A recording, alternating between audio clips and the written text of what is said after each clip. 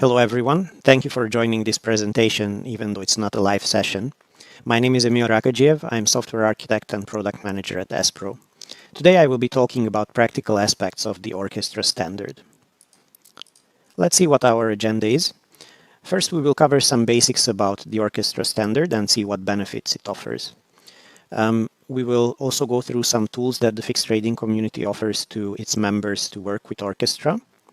And we will focus on the newest and most comprehensive tool offering called Orchestra Server. I will show you a short demo and then list a few examples of use cases that companies might want to use the Orchestra Server for. And finally, I will show you how you can get access to the Orchestra Server in case you are interested to use it. So what is Orchestra? Orchestra is a standard developed by the fixed trading community to create machine-readable API specifications. Basically, you can create files in a standard format that describe your systems, more specifically your system interfaces. You might be familiar with existing API specification formats such as Fix Unified Repository XML, Quick Fix XML, or some vendor-specific proprietary formats. Now, Orchestra offers benefits beyond those existing formats. It lets you describe more facets of your systems than those old formats allow you to do. We will see some examples in a second of such additional functionality that Orchestra opens. One thing that's worth mentioning is that Orchestra lets you describe not only your fixed, but also your non-fixed, your binary APIs. So what specific benefits does Orchestra offer? First, something important is that it's machine readable. Unfortunately, nowadays, still many companies distribute their API specifications only in PDF format. The problem with PDF is that a person has to read through it, potentially a few hundred pages. They have to understand it in some way and then create a machine readable representation, basically source code out of it. This, of course, is error prone and takes a lot of time. If you had a standard machine-readable description of your API instead, then this would remove the ambiguity, and it would be very quick to just load it into your system that can interpret that machine-readable specification already. Now, if we focus on Orchestra-specific benefits, especially compared to older specification formats, then here you can see a few examples of those.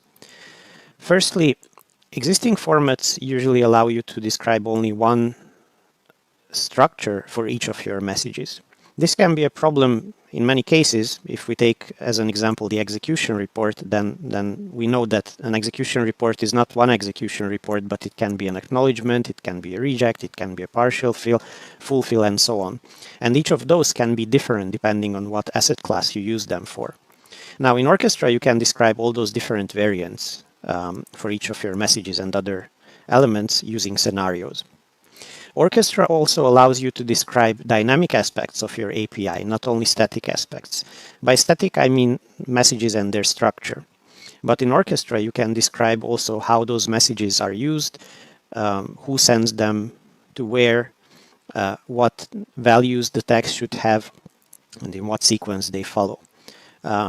Those are called workflows in Orchestra. And Orchestra also includes a powerful expression language called Score DSL that is used to describe the values of the tags, for example, in workflows, but also it lets you describe conditional requirements for elements with the same expression language. Two other parts of Orchestra which are interesting are the interfaces and the mappings. The interfaces let you describe your service offerings.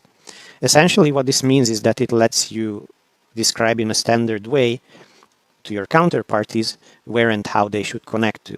If we take the trivial examples, then this is the IP, the port, and the comp IDs. But the interfaces standard, of course, allows you to describe much more around your service offerings and then distribute it to your counterparties. And the mappings are something that is work in progress. As their name says, they let you define in a standard way mappings between tags. For example, many venue providers, they have client-specific tags, and those have to be mapped to some internal tags. This is usually quite difficult to keep track of, and it can become a mess. The mapping standard lets you define those mappings in a standard way and keep them, maintain them very easily. So if you have an orchestra file that describes all those different facets of your system, then what benefit do you gain out of that? Well, it allows you to automate a lot of the processes around your APIs. It allows you to generate automatically certification tests to onboard your counterparties. It allows you to generate tests which will make sure that your system works as it is described in the specification, that is, it works correctly. It allows you also to automate parts or maybe all of your fixed engine provisioning. It lets you generate automatically the documentation for your system, as we will see later on during the Orchestra server demo. And it can open even more automation possibilities.